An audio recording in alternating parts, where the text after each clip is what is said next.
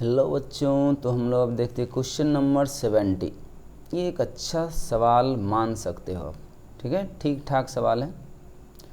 अब इसको कैसे करते हैं ध्यान से समझें। इसमें दो तीन चीज़ें मिक्स की हुई है, परसेंटेज इम्प्योरिटीज़ भी मिक्स किया हुआ है और बाकी कैलकुलेशन है। ठीक है, अब ध्यान से समझें। आपके पास एक रिएक्शन दिया हुआ, तो इस रिएक्शन को हम थोड़ा सा ऐसे आपको लिख के दिखाते हैं, मतलब इसका बैलेंसिंग को थोड़ा सा चेंज कर देते हैं। चलिए, ये रिएक्शन हो गया। यही चीज़ हम लोग 8 से यहाँ पे मल्टीप्लाई कर दिए, तो ये ऐसा हो गया। मान लिया हम सारा कैलकुलेशन। अब देखिए ध्यान से समझिए क्वेश्चन क्या कर रहा है। क्वेश्चन में ये कह रहा कि आपको सल्फर को जलाना है। स्वाभाविक है, जलाने के लिए आपको ऑक्सीजन चाहिए होता है, और ऑक्सीजन आपके पास फ्री है नहीं। ठीक है, आपके पास ऑक्सीजन फ्री है नहीं, तो ऑक्सीजन कहाँ से लिया जा रहा है बच्चों? एयर से लिया जा रहा है। ऑक्सीजन कहाँ से लिया जा रहा है? एयर से निकाला जा रहा है। चूँकि एयर में तो बहुत सारे गैस होते हैं, लेकिन ऑक्सीजन की आपूर्ति, हमें जितनी ऑक्सीजन का रिक्वायरमेंट है उन सारे ऑक्सीजन का रिक्वायरमेंट हम एयर से पूरा कर रहे हैं। क्लियर है? आपको पता है कि एयर के अंदर ऑक्सीजन का जो कंपोजिशन है वो लिखा हुआ है 21% बाई वॉल्यूम। अब बस इसी का आपको मतलब समझ लेना कि 21% बाय वॉल्यूम कहने का क्या मतलब होता है। इसका कहने का ये मतलब हुआ कि आप अगर 100 लीटर एयर लेते हैं, जमा कर लिया आप 100 लीटर एयर, तो आपको उसके अंदर अगर आप ऑक्सीजन ढूंढने जाएंगे तो मात्र 21 लीटर ऑक्सीजन मिलेगा आपको। बात समझ रहे हैं हम क्या कहना चाह रहे हैं? 21% by volume of oxygen air के अंदर कंपोजिशन है। इसका सीधा सा मतलब यही हुआ कि अगर हम लोग 100 लीटर एयर लेते हैं तो 21 लीटर O2 आएगा। या आप अगर ये मानते हैं कि 100 ml एयर लेते हैं तो 21 ml आएगा। बाय वॉल्यूम कहने का यही मतलब होता है। यूनिट आप अपने मन से सेलेक्ट कर सकते हैं। फिलहाल चलिए हम लोग लीटर में इसको आंसर करना चाहेंगे। तो एक बात तो पहले आपको ये समझ लेनी थी। क्लियर है? अब हम अपने क्वेश्चन पे आते हैं। क्वेश्चन में कह रहा क्या कि हमारे पास सल्फर का एक सैंपल है। कितने ग्राम का? 200 ग्राम का। लेकिन इसमें दिक्कत क्या है ना, दिक्कत ये है कि इसके अंदर 20% इनर्ट मटेरियल है, जिसे हम इम्प्योरिटीज़ बोलते हैं। क्या बोलते हैं बच्चों? इम्प्योरिटीज़ बोलते हैं। तो ये चीज़ आपको पता हो गया कि ये 20% जो है वो इम्प्योरिटीज़ का परसेंटेज है। तो सोचिए कि 200 ग्राम जो आपके पास सल्फ़र का सैंपल है, इससे ये बात तो क्लियर हो गया कि पूरा का पूरा 200 ग्राम ओरिजिनल सल्फ़र नहीं है। तो भैया अब ओरिजिनल है कितना? तो अगर हम इसका प्योर मास निकालें तो आप करेंगे 200 का 20%। 200 का 20% मैं यहाँ करके देख लेता हूँ। 200 का 20%, ये बच्चों आपको कितना आता हुआ दिख रहा? 40 आता हुआ दिख रहा है। इसका मतलब ये हुआ कि 200 ग्राम में से 40 ग्राम इनर्ट मटेरियल मतलब इम्प्योरिटीज़ है। तो ओरिजिनल सल्फ़र कितना हुआ? 200 में से 40 को माइनस कर दीजिए, तो ये आपका आ गया 160 ग्राम। बस यही एक काम यहाँ पे करना था, हो गया। आप क्या ये आप नहीं निकाल सकते कि 160 ग्राम सल्फ़र जलाने के लिए आपको कितने लीटर ऑक्सीजन का ज़रूरत होगा? इस कंडीशन में जो कंडीशन आपको दिया हुआ 1 ATM और 273 केल्विन, अगर ये आपको याद हो तो ये पुराना वाला STP कंडीशन है, पुराना वाला STP कंडीशन है। तो हम ऐसा करते हैं कि ये जो मास आयन सल्फ़र का, इसको आप पहले मोल में चेंज करेंगे। चूँकि रूल यही बताया गया आपको कि दिए गए मास को आप पहले मोल में चेंज करेंगे। जब इसको मोल में चेंज करेंगे तो इसके मोलर मास से आप डिवाइड करेंगे, और आपको पता है कि इसका मोलर मास हो जाएगा 8 × 32। ठीक है, तो आपको मिला जुला के इसका जो मोल मिल रहा है वो मिल रहा है 5/8।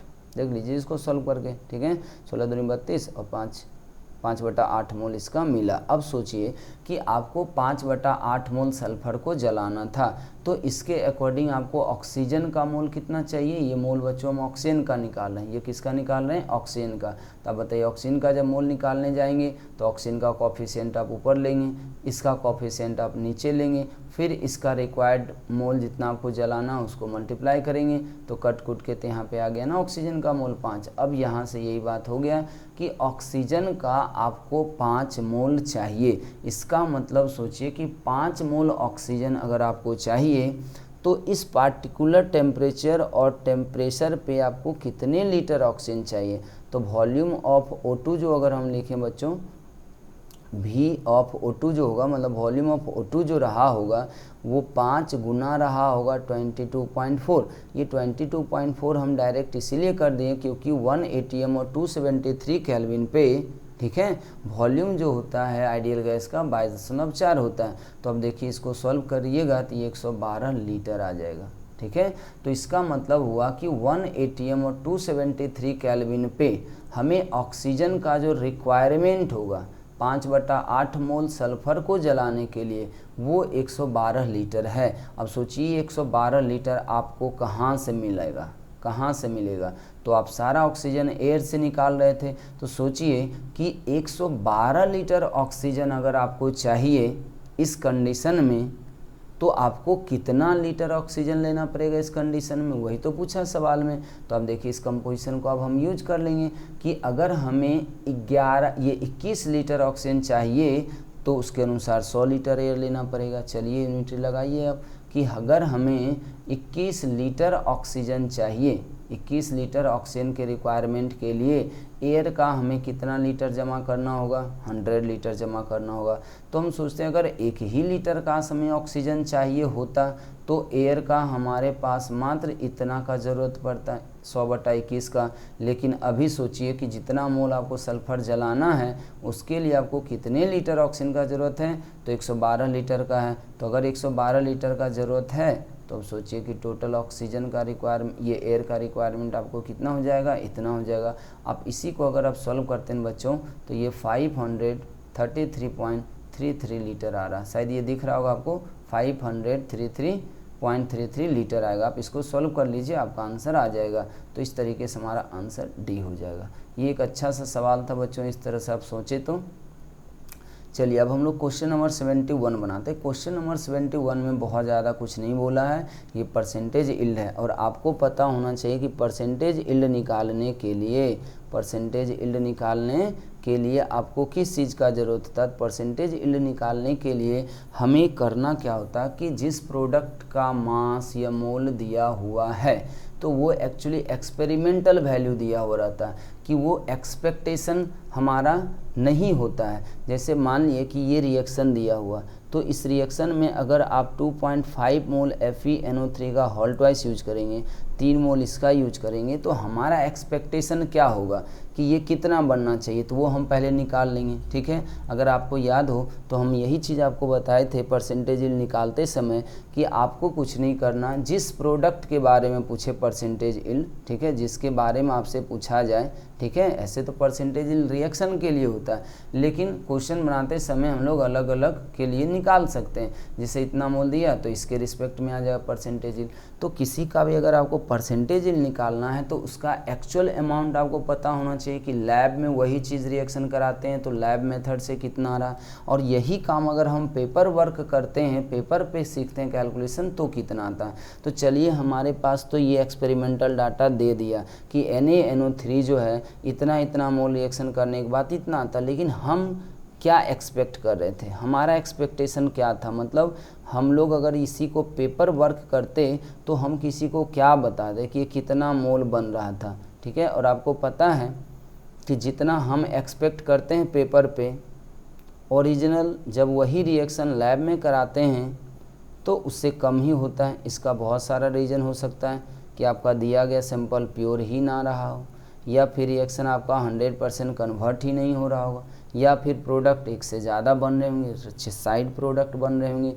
फिलहाल अब देखिए इसका 2 मोल है, इसका 3 मोल है, इसका ये है। तब देखिए इसका मोल कितना दिया हुआ आपको बच्चों, ये लिया है 2.5 मोल रिएक्शन के लिए, इसका कितना मोल लिया है 3.6 मोल लिया। आपको पता होना चाहिए कि जब भी आप कोई कैलकुलेशन करने जाते हैं सबसे पहला काम आपको LR चेक करना पड़ता है। तो यहाँ पे देखिए 2.5 में हम 2 से डिवाइड करेंगे। ये LR चेक करने का तरीका हम बता रखें कि मोल में कोएफिशिएंट से आप डिवाइड करेंगे, तो मेरे समझ से ये आ जाएगा आपका 1.25, ठीक है। और यहाँ पे अगर आप 3.6 में डिवाइड करते हैं 3 से, तो ये आपका आ जाएगा, भारतीय 36 होता है, तो ये 1.2 आ जाएगा। अब देखिए इन दोनों रेशियो में कौन छोटा नज़र आ रहा बच्चों, तो ये छोटा, इसका मतलब ये हो गया लिमिटिंग रेंज। इसका मतलब प्रोडक्ट का अमाउंट, मतलब NaNO3 का अमाउंट हम इसी के रिस्पेक्ट में निकाल सकते हैं। तो इसका निकाल रहे हैं तो इसका कोफिशिएंट ले दिए, नीचे लिमिटिंग रीजन का कोफिशिएंट अगर आपको याद हो तो ऐसा क्लास में भी बताया गया था आपको कि ऐसे करना, ठीक है। ये आज गया तो n बराबर, अब देखिए ये कितना आ जाएगा, फिर से ये कट जाएगा 2 बार में, तो ये आ जाएगा 7.2 मोल। अब देखिए आपका एक्सपेक्टेशन था कि जब इतना मोल ये रिएक्शन करेगा तो NaNO3 का 7.2 बनना चाहिए, लेकिन क्वेश्चन में देखिए 6.3 मोल बना। तो हर हमेशा आप जितना एक्सपेक्ट करेंगे ओरिजिनल उससे कम ही होगा। इसका रीज़न हम अभी थोड़ा देर पहले रिपीट किए थे, ठीक है। तो इसी को हम लोग बोलते हैं बच्चों परसेंटेज यील्ड। परसेंटेज यील्ड का यही मतलब होता है, परसेंटेज यील्ड का यही मतलब होता है, ठीक है। अब देखिए हम लोग क्या करेंगे, एक्चुअल यील्ड क्या है, एक्चुअल यील्ड क्या दिया हुआ, एक्चुअल यील्ड है ये, एक्चुअल यील्ड है ये। थ्योरेटिकल यील्ड क्या है, मतलब आप क्या एक्सपेक्ट कर रहे थे, 7.2 एक्सपेक्ट कर रहे हैं, और इसको आप गुना कर देंगे 100 से, तो यही हमारा परसेंटेज यील्ड हो जाएगा। चलिए हम इसको सॉल्व कर देते हैं।